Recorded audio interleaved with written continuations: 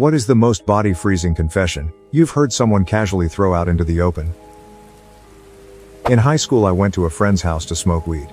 This kid was a little sketchy, but I've known him like my whole life and we were always good friends. When I got there, two guys were there that I had never seen before. Well, those guys proceeded to tell us about the night before, where they helped their friend set his house on fire because he killed his grandparents with a machete. They told us how they smoked weed in the house with the dead bodies of his grandparents and his dogs that he killed.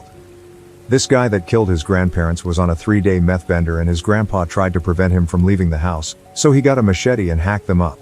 The guy had videos of him poking his own grandma's eyes with the machete on his phone and other absolutely gruesome stuff. This was in Oklahoma if anyone is curious. The guy's name is Kyle Smith and he got life in prison plus 10 years. The two weirdos that smoked weed and helped burn the house were also arrested and spent some time in prison. The sweetest friend of mine, when I was probably around 15 years old, casually mentioned how difficult it was to get her dad's cum out of her hair. I asked her more about it and found out that it was a reoccurring thing and that her mom knew it was happening. I went straight to my parents with it and they contacted the police and Child Protective Services. Another user replied, "Dang, I had a friend reveal a similar thing to me in middle school. She very nonchalantly told me that all the males in her house were abusing her. I was horrified and told my parents and they told the right folks. My mom ran into her a few years ago and she was doing well and is now in law school." A really good friend of mine had been out of contact traveling the country, hitchhiking, sleeping on random people's couches, camping out in the desert, etc. for around a year, and so when he came back we all got together to hang out and it basically turned into a small party. At some point he just casually drops that he has a court date coming up and explains it was because his ex is suing him over the fact that he beat his infant daughter nearly to death some time before he left. He then just tried to continue on with the party like nothing happened. I don't think I ever heard of anyone who was there hanging out with him again after that. I've commented this story before, but I'll say it again. I used to work in a really shitty warehouse, the type of place that hired anybody. Anyways, one day we get a new hire that I'll call Bill. He was very bug-eyed, like there was something wrong, but I couldn't put my finger on it. But talking with him you wouldn't know because he seemed very intelligent and friendly. Anyways, he always wore really baggy jeans and one day he had an itch on his leg and he lifted his pants leg to scratch, and I noticed an ankle monitor on his leg. I was confused because I thought they did background checks there, but later was when I learned that the company worked hand in hand with the prison system to hire people that are looking for jobs in halfway houses. Bill was someone that had served time in prison for over 10 years. He told me this but never said anything about his crime that he committed. He was always secretive of that. Eventually rumors came around and people said that Bill was in prison for raping a woman. Well, curiosity got the best of me and I googled him, and it was no woman, it was a 16-year-old girl that he raped. I kept this to myself, but now I saw him so differently. Then one day Bill tells me something that was a bit disturbing. He told me that he was riding his bike to Walmart and that he saw a pretty woman, and that he began to feel funny, and that this made him panic and leave on his bike so he wouldn't act out on impulse. I didn't know what to say when he said this to me. Just nodded and said, "Oh wow." I was once talking to a very good friend of my now deceased father. He said that many years ago he talked my father out of murdering my mom. He said that he believed she was cheating on him. He even stalked her on the way to college with a gun in the car. She wasn't cheating, also they already had kids at the time. I'm 100% sure what he told me is true. I got chills thinking about what my life would have been had this occurred. My mom is the greatest person I know by a mile, and I'm glad she's still here.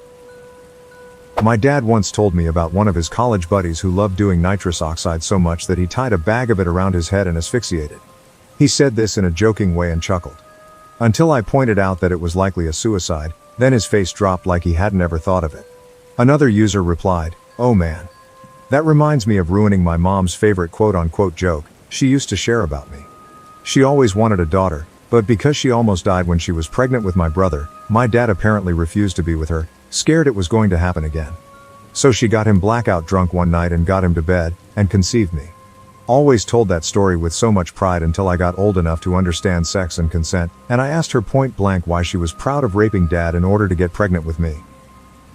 When the first Harry Potter movie was released in 2001, my ex-boyfriend at the time told me while we were sitting in the theater that he had a crush on Hermione, Emma Watson, in the movie. She was 10. He was 25 at the time. I was pretty stunned at his casual comment about being attracted to a child. Anyways, a few years later it came out that he had sexually abused a young girl from the family who took him in when his mom kicked him out. He was 16, she was under 10 I think. So yeah, glaring red flags. When I was in my early 20s, I had this straight-laced, completely put-together friend that did everything right. Made crazy money, had an absolutely beautiful girlfriend, super nice guy willing to help with anything. We got high as fuck together once. He decided to show me his porn collection. There wasn't a single girl over the age of 12 in it. It took me a minute to process what he was showing me because I was high as fuck. He says, "Aren't these girls the perfect age?"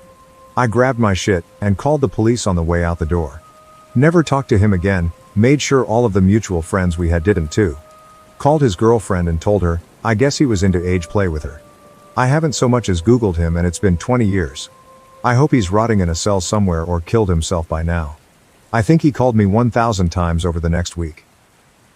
An ex-friend of mine who was a recovering crack addict once mentioned that at a party, she sold her friend to a couple of guys and told them to do whatever they wanted with her for some amount of crack. Her friend was too out of it to give consent or not. The way it was relayed was so casual, laughingly, and with no regret. I know people do messed up things when they're addicted and I can get that, but the lack of guilt or remorse got to me.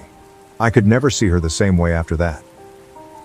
An old friend of mine confessed once that he hates women having a say in whom their partner is, and that it would have been much better if we can just take whoever we want.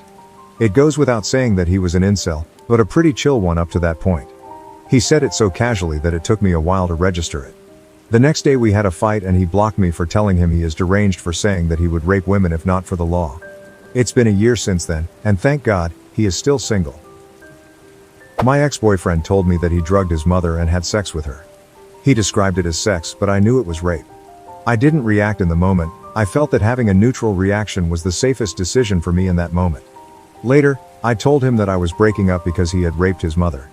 He began to plead with me to stay with him and said that he had lied about the story. He said that it was a fantasy of his, so sharing his fantasy with me in a manner that I would believe it had happened was a way to experience the kink/fantasy. I still broke up with him.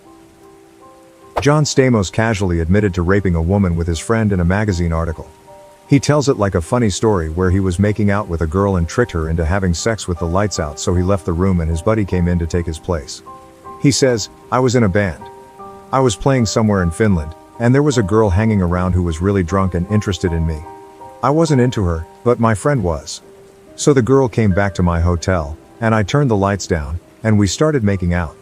I said, 'Hold on a second, I've got to go brush my teeth.' It was dark, I left the room, and I sent in my friend who looked like me. And she thought she was having sex with me, but she was really having sex with my friend." This thread just reminded me, my partner and I were talking to my grandma and it was a very normal conversation. Somehow the topic of guns came up and she shook her head and said, "Oh no, I've hated guns since I came across my friend raped and murdered in her garage. She was shot with her own gun." We just sat there in silence, like, what can you say to something like that? She then very quickly changed topic to talk about her puzzle.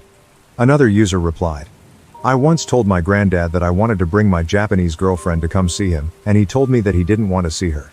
Without thinking I asked how come, and he told me a really graphic story about being a prisoner of war in a Japanese internment camp, and seeing one of his friends getting picked out at random and beaten to death by guards for fun/stress relief. He says he struggles to look at Asian faces ever since then without being filled with rage, and he's worried he would end up saying something he regrets. He'd never said anything to me about his war experiences before, and I had no idea how to respond to that. So I just gave him a hug, changed the topic and later told the girlfriend that it wasn't a good idea. Damn though. About 10 years ago I was on a date with someone I thought was a very nice guy. He was a Marine. I was visiting my hometown, which is near Camp Pendleton. Prior to the date, we had texted each other for about a month because I was away at college. Anyway, we ended up at a bar with a group of his friends. I took 2 shots with them. I walked up to the bar and asked for a water. A random woman walks up to me and tells me that those guys drugged and raped her, and that it was about to happen to me. I froze. I called and texted all my closest friends to come and get me. I remember sitting on a bar stool looking up at the ceiling lights waiting for my best friend to come. That was my last memory of what happened that night. Next thing I know, I woke up at the barracks in Camp Pendleton unclothed. It took me years to heal from that. I am a wheelchair user and was stopped by a homeless woman in Las Vegas who was very distraught about me crossing the street. She claimed that she'd seen another wheelchair user get run over and killed on that particular road, and that I should always travel with someone able-bodied for visibility purposes. She got hysterical at that point and I excused myself, promising to be careful. I was unsettled. I googled the incident later. Her mugshot came up in the search. She was the driver. I was talking to a guy a year after we got out of high school. His father was an LA Metro cop. He told me casually that he and his buddy would put on suits, take his dad's Crown Victoria, badge and gun, and hassle prostitutes in Hollywood.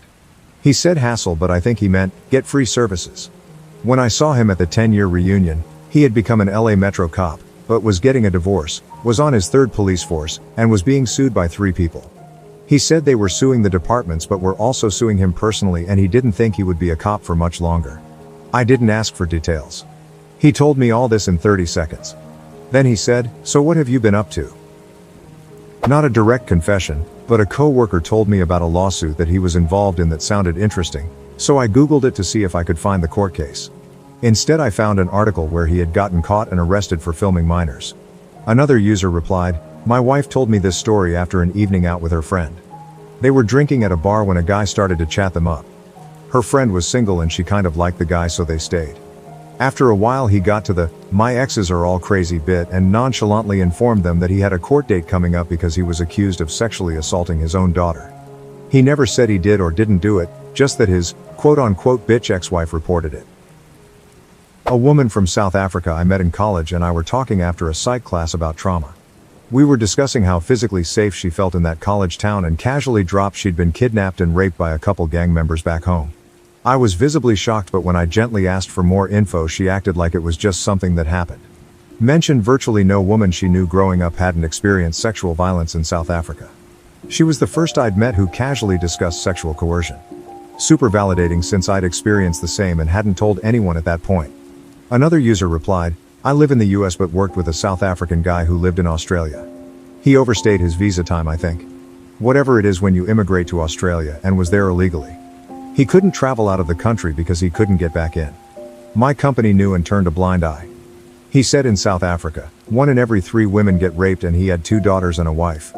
He then looked me dead in the eyes and said, 'If we stayed there, which one do I pick to be raped?' Obviously, he wouldn't be handing his family members over to anyone.